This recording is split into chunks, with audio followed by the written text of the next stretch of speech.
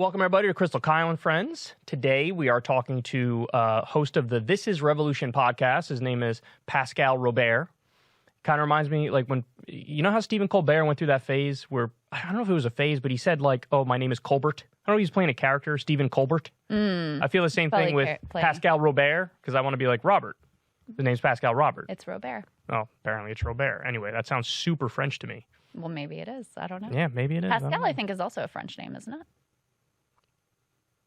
Pascal's Wager. Was that from France? Look that up. Whenever anybody says Pascal, I think of Pascal's Wager. Don't you think of that when you hear that? I don't even know what you're talking about. You don't know what Pascal's Wager is? No. See, this is how you know I'm like so much of an online nerd my entire life that I just assume everybody knows this shit. So here, I'll read you the Wikipedia entry. Okay. Pascal's Wager is a philosophical argument presented by the 17th century French philosopher, so you're right, it is French, Blaise Pascal. It posits that human beings wager with their lives that God either exists or doesn't. So the idea is even if you don't believe, just why don't you just assume he does just to be sure that you don't end up in hell? That's the idea. Gotcha. Yeah, that's what Pascal's Wager is. Okay. All right. Anyway, I think I got that right. Case. If I fuck that up, I'm gonna be ripped a new one. By the way, Pascal is ugly as not the Pascal we're talking to today. The Pascal from the 1660s. This dude is Jesus Christ, man. Yeah, and that's even in like if that's what they did when they're trying to draw you, and that's the like flattering way they did it. He may have had some of that, you know, how the royals did inbreeding, and they had the Habsburg jaw and stuff. Whatever. After it took like thousands of years, and then one day they were like, huh, maybe we shouldn't fuck our sisters. Right. It's like, yeah, you're not a pureblood if you do that. Anyway, we're off in Nowheresville. Yes. Pascal Robert, who is our guest today, host of This Is Revolution, contributor to the Black Agenda Report and Newsweek, super thoughtful dude, very excited to get into all of the weighty issues of the day with him. Correct. But before we do that, just stumbled across something pretty interesting. So you were recently on Bill Maher's show. Indeed. And you went super viral. Probably, well, I don't know. You tell me. Was it more viral than the last time when you gave him that face when he said, I'm looking at Amy Klobuchar? I think it was about the same. About the same? And I was surprised. I actually didn't really think it was possible this time because at that point, I mean, the left was all, you know, we were all in it together. Mm-hmm. We were all in on Bernie. So, like, there was a real, you know, movement to respond to the moment. So I was actually surprised that it got as much traction and pickup as it did. But you united the left. We haven't talked about this, but I want to give you a phenomenal amount of credit because you were the first person since the fall of Bernie to unite the left. I mean, when I see both Sam Cedar and Jimmy Dore cover you positively, right, and they're like mortal enemies. The whole spectrum. Yeah, it's like, oh shit, Krystal, what have you done? You just brought everybody together. So anyway, that was fantastic. But Bill Maher is now, you know, I guess he's dipping his toe into podcast world a little more now, realizing that it's a little bit more potent than he perhaps thought it was for the decade he avoided it. He's got his own podcast thing, but he went on, I think it was Howie Mandel's podcast, and he said something interesting about Fox News and Tucker Carlson and how he's going to go on Fox News. Let's take a look and then we'll react. Last weekend, Trump was going after me at his rallies. He got a big bug up his ass about something I said on my show a week ago about DeSantis being a better president. And so he started, and I lived through this like when he was president. He had an 8-month period where it was he's like a comic. You had the bet. He does a chunk in his act. Right. He had a chunk about me. He sees that it works. So just like us as comics, the chunk works. We're going to keep it in. Right. So for months and months, it was just about this maniac says, I'm not going to leave if I lose. Well, who turned out to be right about that? Okay. So he had a big chunk about that. And so then he started one last Saturday about, yes, I said DeSantis would be better because he's not completely crazy.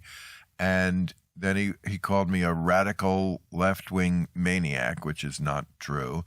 And he said, Fox, I said, he's always laughing at Fox News. Okay, true, I am doing that. And then he said, and Fox News kisses my ass, which isn't pretty.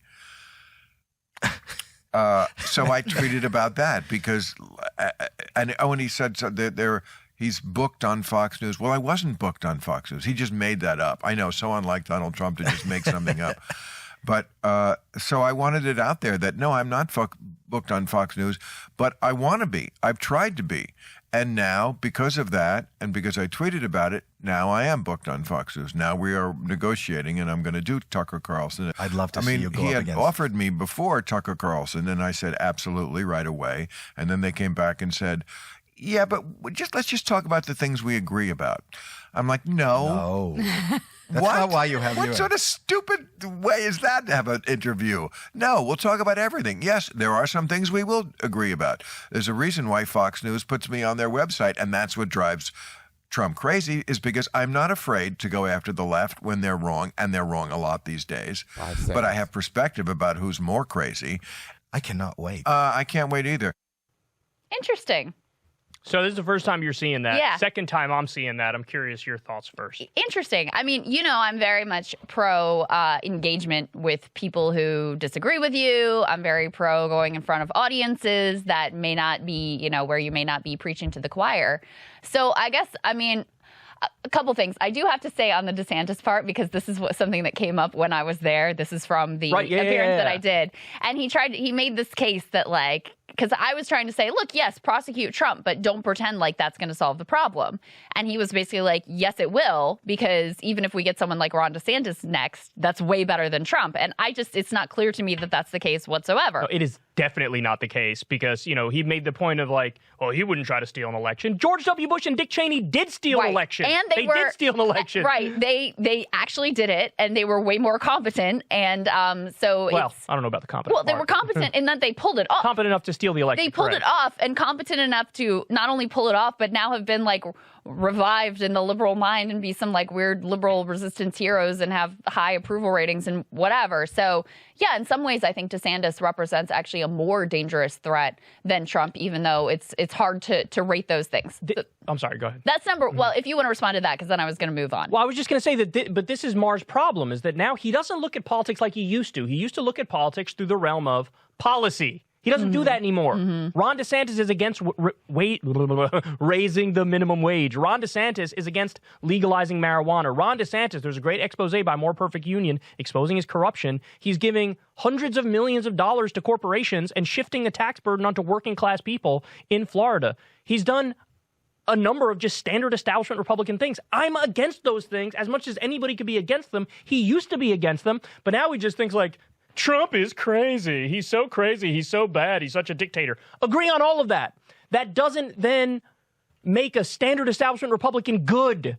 It doesn't make a standard establishment Republican good. And now he's softer on them because Trump is so bad. Right.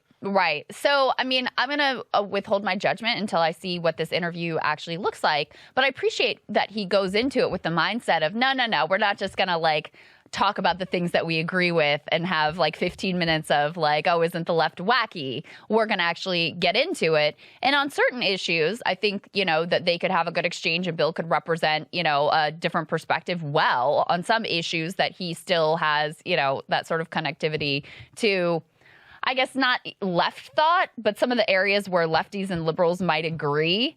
I think that could be interesting. So we'll see. So, okay, I definitely want to watch the interview, number one. Yeah. Number two, I do like that he's going in there to talk to him.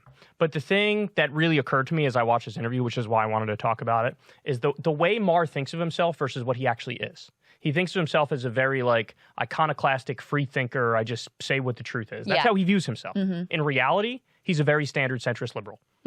That's what he is. So, look, critiquing woke politics. Easiest thing in the world. I do that all the time. You do that all the time. That's not brave. It's very standard stuff. Yeah. January 6th being bad. Yeah, I think that. You think that. It's very standard stuff. In terms of who he votes for, who he supports, he did go from Bernie Sanders to Amy Klobuchar. If you support Amy Klobuchar, dare I say, you're very standard centrist liberal. The point he made to you on the show when he said, who's going to be the next Obama or Bill Clinton to sort of right the ship for the Democratic Party and steer the country in the right direction. And it's you just can't think of yourself as this brave, iconoclastic thinker if that's where you are politically. So I respect the fact he's going into Fox News. I respect the fact he is going to rep whatever he believes. Yes. Right? And maybe 40% of the interview he'll agree with Tucker about wokeness being bad, et cetera, don't police jokes, et cetera, et cetera.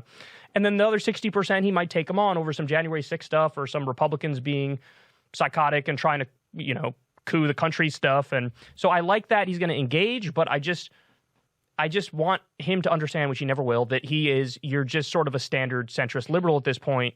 So, stop blowing yourself. I think you're able to maintain a notion that you're a kind of renegade when you go against the kind of like woke, the culture of woke or whatever. But I do that and it's not hard. I know, but just hear me out, because it's really not allowed. You can't do that really on MSNBC or CNN. So when he's consuming primarily sort of like mainstream sources, he doesn't see that view that he has represented very often, because it is kind of off the table in those spaces. So even though a lot of the people that align with him politically at this point, the sort of like Morning Joe types, they really think the same way that he does, including his critique of wokeness, but they're very wary of leaning into that or saying that. So I think precisely because he doesn't consume a lot of independent media, so he doesn't see that perspective reflected, he's able to maintain the idea that this is a very renegade viewpoint. Well, and the other thing is, you're right about all that, since he's disconnected from people who are making similar arguments or even more interesting arguments, he's got a blind spot on that. But like, he just did a monologue where he blamed violent movies for shootings. Like, okay, that is you changing, and that is you doing standard 1990s conservative Republican pablum. That was their argument. Oh, it's violent video games. Oh, it's violent movies. Oh, it's the culture that's leading to these things. And, you sort of leave guns off the table. And what was the other one? He came out against free college recently. He said that's like an elitist policy or something like that. So in some ways, I think Maher has shifted to the right. Mm-hmm. So that would, in turn, make him feel more comfortable on Fox News, right? And then, on the other hand, he does think like, okay, we can agree on the things we agree on, but I will take you to task on the things where we disagree. Yeah. Because, of course, he views Tucker probably as a total apologist for Trump and January 6th and all that stuff. And so they're going to clash over that. Yeah. But I'd be surprised if they clashed on anything more than that. Right. You know what I'm saying? Right. But I guess it'll be interesting to see what topics are entered into the conversation, because if they actually stay in the realm of like, I'm sure they will probably do the like free speech, wokeness bad, cancel culture, whatever. Guaranteed. That we can, be like, all right, fine, that's fine. And then if the parts where they disagree stay in the realm of like January 6th and Trump being a maniac, we'll probably agree with Maher by and large on that. No doubt. So it will be like, I will appreciate seeing that viewpoint represented, and hopefully in a strong way with an audience that like doesn't get that at all at that hour. Totally agree. Yeah. No, I think that's why I said I'm going to watch it. I like the fact he's going on. Like I said, I'll be interested to see, like you will, the topic that they decide to cover. Yeah. I guess if they talk about like free college and they're agreeing on that, I'm like, this is stupid and it's elitist and whatever, that's going to be really irritating. But if they just are agreeing on the like cancel culture stuff and then disagreeing in the Venn diagram of the area where we kind of agree with Bill Maher, I will appreciate that appearance. Yeah. I just guess the feeling I have the most watching that, though, is just almost wanting to say to Bill, like, dude, get down off your high horse. You actually have very standard politics. You know what I mean? Like, they're not that interesting.